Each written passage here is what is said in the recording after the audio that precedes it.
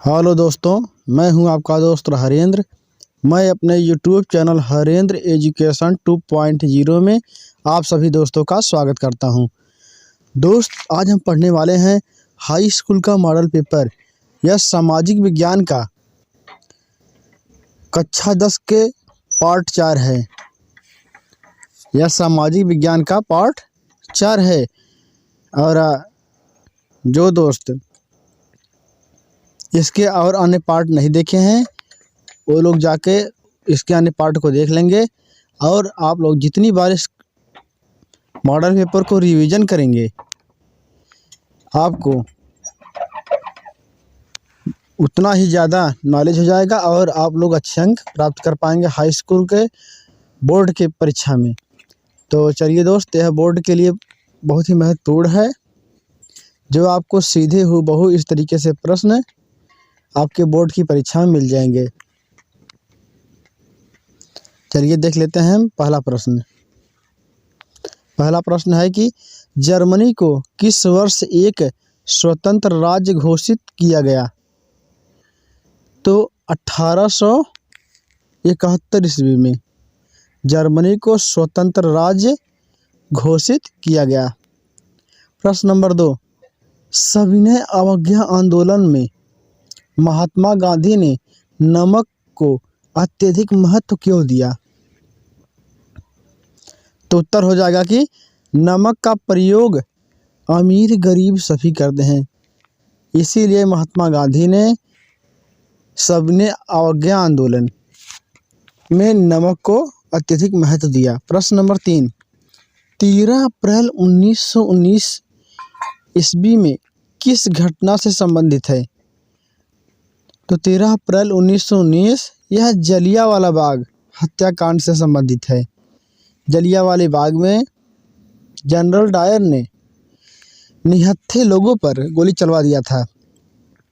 जो निहत्थे बाग में सभा कर रहे थे उनके ऊपर गोली चलवा दिया था। प्रश्न नंबर 4, भारत को आज़ादी प्राप्त हुई तो कब हुई? 1947 ईस्वी में। कब हुई थी? 15 अगस्त 1947 ईस्वी में। और प्रश्न नंबर हमारा है 5वां कि भीमराव अंबेडकर द्वारा दलित वर्ग एसोसिएशन की स्थापना की तो कब की गई थी? 1930 वर्ष में यह दलितों के लिए एक एसोसिएशन की स्थापना की गई थी। प्रश्न नंबर 6, भारत में संविधान लागू हुआ? तो हमारा उत्तर है 26 जनवरी 1950 ईस्वी को। कब लागू हुआ था भारत में संविधान? तो 26 जनवरी 1950 ईस्वी को। प्रश्न नंबर 7, वंदे मातरम गीत किसके द्वारा लिखा गया था? तो हमारा उत्तर हो जाएगा बंकिम चंद्र चट्टोपाध्याय के द्वारा वंदे मातरम गीत लिखा गया था। प्रश्न नंबर 8, कोलंबस द्वारा अमेरिका की खोज की गई तो कब की गई? 15वीं शताब्दी में। अगर भारत की खोज की बात की जाए तो किसने की? वास्को डी गामा ने। किसने की? वास्को डी गामा ने। और प्रश्न नंबर 9, लाल पीली मिट्टी पाई जाती है तो हमारा उत्तर हो जाएगा दक्कन के पठार में। कहाँ पाई जाती है? दक्कन के पठार में लाल पीली मिट्टी। और प्रश्न नंबर 10, भारतीय वन्यजीव संरक्षण अधिनियम कब लागू किया गया? तो हमारा उत्तर हो जाएगा 1972 ईस्वी में। कब लागू किया गया?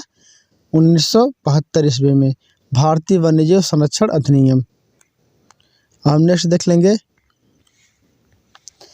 वैश्वीकरण से क्या तात्पर्य है? तो उत्तर हो जाएगा कि अधिक विदेश व्यापार और अधिक विदेश निवेश के कारण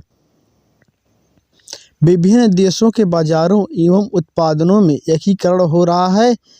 विभिन्न देशों के बीच परस्पर संबंध और तीव्र एकीकरण की प्रक्रिया ही वैश्वीकरण है। अर्थात देश विदेश के द्वारा जो निवेश किए जा रहे हैं, जो व्यापार किया जा रहा है, जो व्यापार के द्वारा जो उत्पादन में बढ़ोतरी हो रही है, जब उनका एकीकरण हो रहा है और विभिन्न देशों के साथ जो संबंध स्थापित हो रहा है वही प्रक्रिया ही क्या है, वैश्वीकरण है। प्रश्न नंबर दूसरा देख लेंगे कि विश्व व्यापार संगठन क्या है। विश्व व्यापार संगठन क्या है? तो हमारा उत्तर हो जाएगा विश्व व्यापार संगठन एक ऐसा संगठन है जिसका ध्येय अंतर्राष्ट्रीय व्यापार को उदार बनाना है। क्या करना है? अंतर्राष्ट्रीय व्यापार को उदार बनाना है और विकसित देशों की पहल पर शुरू विश्व व्यापार संगठन अंतर्राष्ट्रीय व्यापार से संबंधित नियमों को लागू करता है। प्रश्न नंबर नेक्स्ट देख लेंगे, व्यापार अवरोधक से क्या तात्पर्य है? तो उत्तर हमारा है कि विभिन्न प्रकार के व्यापार पर अवरोधक या प्रतिबंध है। अवरोधक या प्रतिबंध है लगाना ही अवरोधक कहलाता है, प्रतिबंध अवरोधक कहलाता है और इसका प्रयोग विदेशी व्यापार में कटौती या वृद्धि करने के लिए किया जाता है। हम नेक्स्ट देख लेते हैं, उदारीकरण क्या है? तो उत्तर हो जाएगा एक सरकार द्वारा अर्थात सरकार द्वारा निजी क्षेत्रों पर से अवरोधों या प्रतिबंधों को हटाने की प्रक्रिया को उदारीकरण कहते हैं। अर्थात जो प्रतिरोध या अवरोध लगाया गया था, जो प्रतिबंध लगाया गया था उसे हटा लिया गया, यही प्रक्रिया क्या है? उदारीकरण है। नेक्स्ट देख लेते हैं, बेरोजगारी से क्या तात्पर्य है? उत्तर हो जाएगा हमारा कि वह स्थिति जिसमें कोई व्यक्ति काम करना चाहता है तथा उसमें काम करने की क्षमता भी है किंतु फिर भी उसे काम नहीं मिलता है, तो उसे क्या कहते हैं? बेरोजगारी कहते हैं। अर्थात कोई व्यक्ति काम करना चाहता है, उसमें काम करने की योग्यता है और क्षमता है किंतु उसे काम नहीं मिल पा रहा है, वही हमारा क्या है? बेरोजगारी है। नेक्स्ट देख लेंगे हम, सकल घरेलू उत्पाद से क्या तात्पर्य है? तो उत्तर हो जाएगा हमारा कि एक अर्थव्यवस्था में एक लेखांकन वर्ष में प्रत्येक क्षेत्र द्वारा उत्पादित अंतिम वस्तुओं और सेवाओं के मूल्य के कुल जोड़ को सकल घरेलू उत्पाद कहते हैं। हम नेक्स्ट प्रश्न देख लेंगे, द्वितीयक क्षेत्र क्या है? द्वितीयक क्षेत्र क्या है? तो इसके अंतर्गत प्राकृतिक उत्पादों को उद्योगों में निर्मित करके उपयोग के लायक बनाया जाता है, यही क्या है? द्वितीयक क्षेत्र है हमारा। नेक्स्ट है, तानाशाही शासन व्यवस्था से क्या तात्पर्य है? तो उत्तर हो जाएगा हमारा एक ऐसी शासन व्यवस्था जिसमें एक व्यक्ति या एक दल का शासन हो, उसी का आदेश कानून माना जाए, लोगों को अपने विचार व्यक्त करने और प्रतिनिधि चुनने का अधिकार न हो, यह व्यवस्था तानाशाही व्यवस्था कहलाती है। नेक्स्ट है, राजनीतिक समानता का अर्थ बताइए। तो उत्तर हमारा है कि लोकतंत्र में सभी व्यक्ति समान रूप से प्रतिनिधियों का चुनाव करते हैं तथा सभी को राजनीतिक क्षेत्रों में परस्पर बराबर का दर्जा मिलता है, इसे ही हम क्या कहते हैं? राजनीतिक समानता कहते हैं। और हमारा नेक्स्ट है कि विषय की वह सूची जिस पर कानून बनाने का अधिकार राज्य और केंद्र शासित प्रदेश का दोनों का होता है, लेकिन जब दोनों के कानून में टकराव हो तो वहाँ केंद्र सरकार द्वारा बनाया जाता है, कानून की मान्य होता है और यह कानून केंद्र सरकार द्वारा ही मान्य होता है। और इस सूची में शिक्षा, वन, मजदूर संघ, गोद लेना और उत्तराधिकार जैसे विषय शामिल है। नेक्स्ट देख लेंगे हम, खनिजों के संरक्षण की क्यों आवश्यकता है?